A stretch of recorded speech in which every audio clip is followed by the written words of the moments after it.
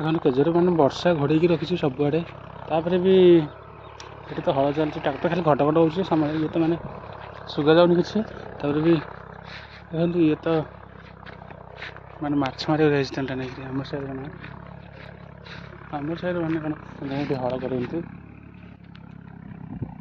Tractor ତ ହଳ ଚାଲି ସିଆଡ଼େ ମାନେ କରୁଥିଲା, ଇଆଡ଼େ ଆସିକି କରୁଛି। ଆଉ ସବୁଆଡ଼େ ମାନେ ବର୍ଷା ଘୋଡ଼େଇକି ରଖିଛି।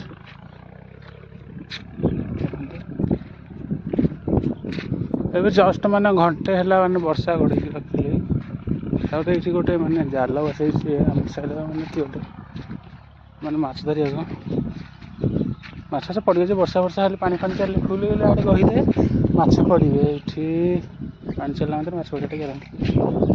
ଏ ସଙ୍କଟା ବସିଛି ନା ସେଥିପାଇଁ। ତାପରେ ଦେଖନ୍ତୁ କେଜେରେ ମାନେ ଘଡ଼ଘଡ଼ି ମାରୁଛି, ମାନେ ବର୍ଷା ହେବ ବୋଧେ ଜଣାପଡ଼ୁଛି।